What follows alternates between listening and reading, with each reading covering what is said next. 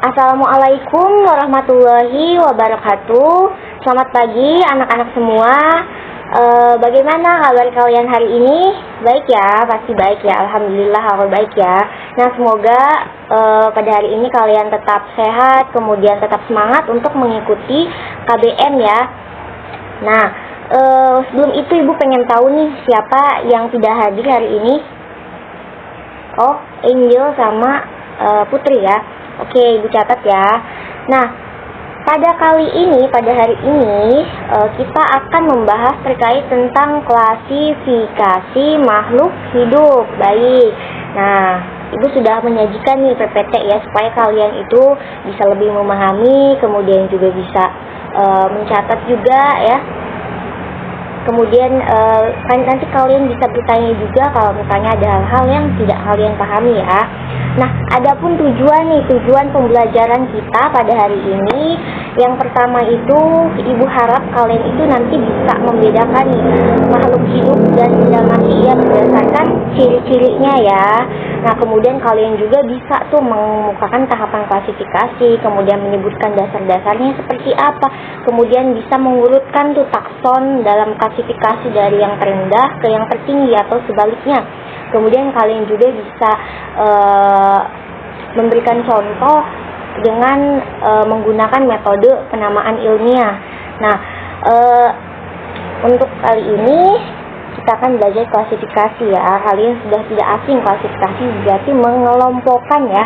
Nah, di sini ada dua gambar nih anak-anak ya. Nah, coba kalian perhatikan tuh, di situ ada gambar kucing sama harimau ya. Nah, kalau kalian lihat sepintas, apa sih perbedaan dari keduanya gitu? Apa perbedaannya, apa persamaannya? Kemudian kenapa kita tidak boleh memelihara harimau, sedangkan memelihara kucing boleh? Nah, di sini ada yang mau menjawab? Oke, ya bagus, benar ya. Kalau misalnya persamaannya itu kita bisa lihat tuh dari segi bulunya, sama-sama memiliki bulu, kemudian sama-sama menyusui. Kalau menyusui berarti mamalia, oke. Kemudian sama-sama memiliki cakar juga ya. Nah, tuh. Kemudian sama-sama di kaki 4. Kemudian banyak sekali ya persamaannya jika dilihat dari secara langsung ya, secara fisik gitu ya. Nah, kalau perbedaannya apa nih? Perbedaannya bisa dari sifatnya. Misalnya kalau harimau itu buas bu gitu ya, hewan liar gitu ya. Kalau misalnya kucing itu lucu, menggemaskan, kemudian tidak berbahaya juga. Nah, kalau misalnya kita lihat dari perbedaannya, sebenarnya kalau misalnya kita belajar klasifikasi ya, kita tuh akan mengetahui perbedaannya itu lebih spesifik. Misalnya kalau misalnya nama ilmiahnya kucing apa ya bu gitu ya, misalnya nama ilmiahnya harimau apa ya. Nah, setelah kalian mengetahui itu, pasti kalian akan tahu nih, oh ternyata nama ilmiahnya kucing itu Felis bu, Felis.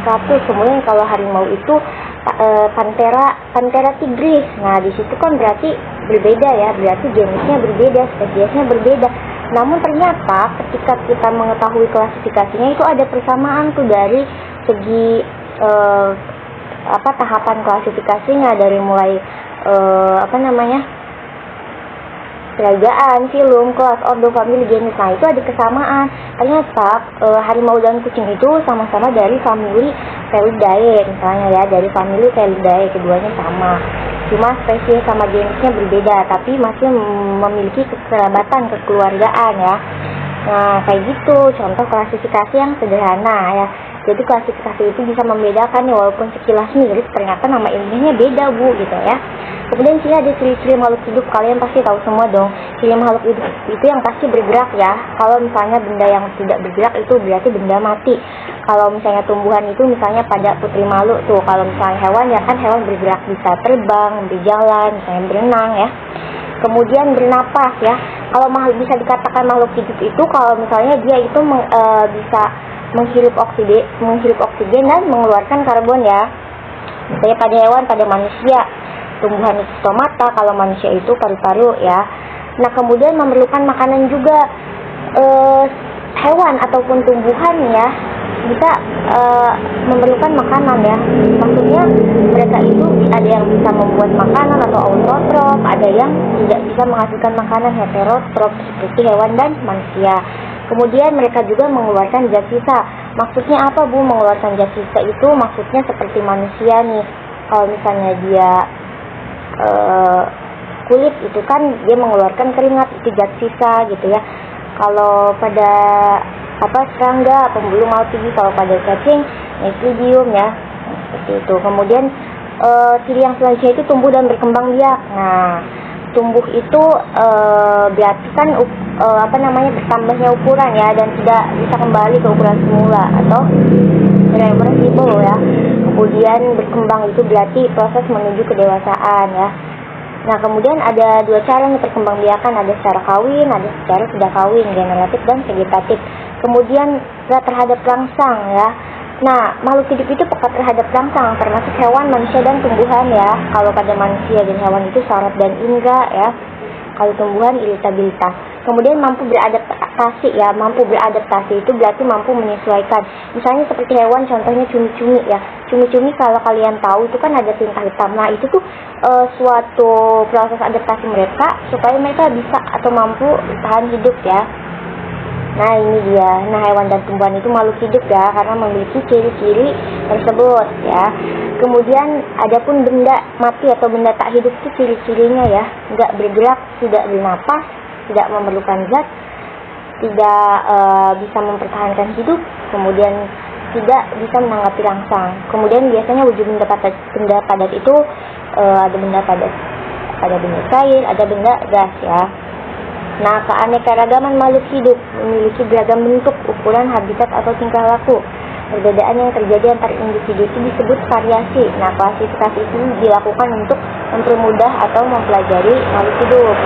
Kemudian di sini ada klasifikasi ya. Tentang klasifikasi kita masuk. Nah, klasifikasi itu kan merupakan suatu cara yang sistematis ya dalam mempelajari objek dengan melihat persamaan atau perbedaannya dari ciri-ciri makhluk hidup tersebut. Adapun ilmu yang mempelajari klasifikasi itu dinamakan taksonomi ya. Nah, bapak taksonomi nih ada Carolus Linnaeus. Nah, Carolus Linnaeus ini masih digunakan sampai sekarang ya. Nah, klasifikasinya itu. Nah, adapun tahapannya itu yang dilakukan oleh Linnaeus. Nah, yang pertama itu identifikasi ciri-ciri makhluk hidup tersebut, kemudian mengelompokkan berdasarkan kesamaan yang ditemukannya.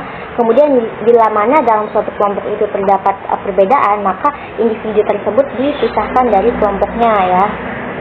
Oke, next. Di sini ada dasar-dasarnya. Berarti kalian kalau misalnya mau melakukan klasifikasi, kalian harus melakukan dasar-dasar ini ya, minimal. Misalnya berdasarkan persamaannya nih, kalian mau mengelompokkan berdasarkan persamaannya. Kemudian berdasarkan perbedaannya terlebih dahulu. Kemudian setelah itu berdasarkan manfaatnya apa. Kemudian berdasarkan ciri dari morfologinya, anatominya ya, dari bentuk tubuhnya ya. Kemudian berdasarkan ciri biokimianya, itu lebih detail lagi. Nah, adapun urutan takson dalam klasifikasi ya, dari yang tertinggi ke terendah. Nah, di sini takson itu berarti tingkatan ya. Nah, jadi kalian bisa lihat di sebelah situ ada di PPT ya. Jadi tahapannya itu dari, kalau misalnya kita itu biasanya tahapannya dari kingdom ya.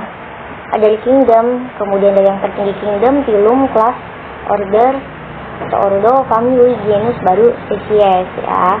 Nah, itu tahapannya dari yang tertinggi terendah. Kingdom itu kerajaan, phylum itu phylum, class itu class, order itu ordo, family itu family ya, genus, spesies itu dalam bahasa Inggris ya. Kemudian di sini ada contohnya ya. Nah, bisa teman-teman lihat semuanya. Di situ ada contoh yaitu tumbuhan cempaka ya. Nah, dari kingdomnya nih, kingdomnya itu plante. Nah, plante kingdomnya ya. Kalau phylumnya itu spermatophyta. Kalau spermatophyta berarti tumbuhan yang berbiji ya. Kemudian kelasnya itu Magnoliophyta ya. Kemudian ordena Magnoliales, familinya Magnoliaceae, genusnya Neisseria, dan spesiesnya Neisseria campaka ya. Nah, kemudian di sini ada metode penamaan ilmiahnya ya. Nah, tadi Linnaeus itu menggunakan penamaannya itu sistem binomial nomenklatur ya untuk membuat nama ilmiah. Nah, di sini ada beberapa aturannya ya. Aturannya itu terdiri dari dua kata Latin, kemudian kata pertama itu menunjukkan jenisnya, kemudian huruf pertama itu ditulis dengan huruf kapital, dan huruf kedua itu merupakan petunjuk spesies yang diawali huruf kecil, kemudian ditulis dengan huruf miring atau di garis bawah. Nah, contohnya di situ ada ya yang di kotak. Nah, misalnya di situ ada padi Oryza sativa. Kenapa Oryza sativa? Berarti itu kita ketahui itu di situ bahwa di situ Oryza itu berarti menunjukkan nama genus ya, huruf pertama, karena ditulis kapital huruf pertamanya O-nya itu besar, kemudian sativa itu menunjukkan nama spesiesnya, jadi ditulis dengan huruf kecil ya, kemudian setelah itu di garis bawah atau di cetak miring, kalau di komputer itu italic ya. Nah, terus di situ ada contoh lainnya, bisa kalian baca. Nah, jadi setelah kalian menyimak ya, nah ibu punya tugas diskusi untuk kalian. Nah, tugas diskusi ini kalian belajar mengelompokkan ya tumbuhan di sekitar atau tanaman-tanaman di sekitar kalian. Tentunya di sini ibu tidak akan menyuruh kalian untuk pergi secara langsung, jadi ibu sudah menyiapkan beberapa gambar ya yang harus kalian amati ya, dari mulai akarnya, kemudian batangnya, daunnya, bunga, buah, dan bijinya. Nah, nanti ibu akan membagi kalian kepada beberapa kelompok ya. Untuk satu kelompok isinya sekitar 5 orang. Nah, di sini ada gambar melinjo, ada pakis saji, kemudian ada jeruk ya, ada terong, ada tebu, dan ada pandan ya yang terakhir. Nah, jadi kalian cari, kemudian kalian amati nih. Kalian cari gambarnya deh di internet, kemudian kalian amati nih. Nah, kemudian buat tabel seperti ini. Ada nama tumbuhannya apa, misalnya melinjo. Terus kemudian bentuk akarnya seperti apa, serabut ya. Saya batangnya tidak bercabang. Kemudian daunnya sejajar, bunganya kelipatan 3, bentuknya kecil misalnya, bijinya keping 1, kemudian kelompok tumbuhannya termasuknya monokotil atau dikotil gitu. Kalau misalnya pandan bu, monokotil atau dikotil, nah kalian cari tahu, kalian diskusikan dengan teman kelompok ya. Nah, kemudian setelah itu kalian bandingkan satu sama lainnya, kemudian dicatat dalam tabel, kemudian adapun yang didiskusikan itu ciri-cirinya yang sama, kemudian beberapa kelompok tumbuhan yang kamu dapatkan yang mempunyai ciri yang sama, kemudian juga kelompok tumbuhan apa saja nih yang termasuk tumbuhan yang berbiji terbuka dan berbiji tertutup ya. Kemudian kalian buat laporan hasilnya dalam bentuk tabel tadi, kemudian presentasikan secara bergantian ya di depan kelas ya. Nah, kemudian kalian nanti buat kesimpulan ya terakhir. Nah, jadi mungkin ibu kasih waktu untuk kalian diskusi ya, sekitar mungkin 7 menit ya, 7 menit. Baik, diskusinya bagus sekali ya untuk kelompok yang sudah maju. Jadi kalian tadi secara langsung sudah mengetahui kan apa aja sih persamaan perbedaannya, terus termasuk pada kelompok apa saja sih tumbuhan tersebut ya. Jadi kalian sudah bertukar informasi, bagus sekali untuk kelompok 1, kelompok 2, dan kelompok 3 ya. Presentasi kalian bagus banget, ibu apresiasi sekali. Namun kekurangannya kalau bisa kalian lebih mengeksplor lagi ya. Kalau misalnya itu kan hanya tabelnya di situ, jadi kalian bisa menambahkan tuh apalagi kira-kira ya persamaan perbedaannya gitu ya. Terutama dari nama ilmiahnya bisa kalian cari lagi, bisa kalian tambahin lagi ya. Nah, untuk kali ini mungkin ibu cukupkan. Kesimpulannya kalian pasti sudah paham ya kali ini tentang klasifikasi. Klasifikasi itu merupakan pengelompokan makhluk hidup ya, berdasarkan apa saja tadi ada persamaannya, berdasarkan perbedaannya, kemudian berdasarkan manfaatnya, bisa berdasarkan dari ciri morfologi dan anatominya ya. Kemudian ilmu yang membahasnya itu ilmu taksonomi.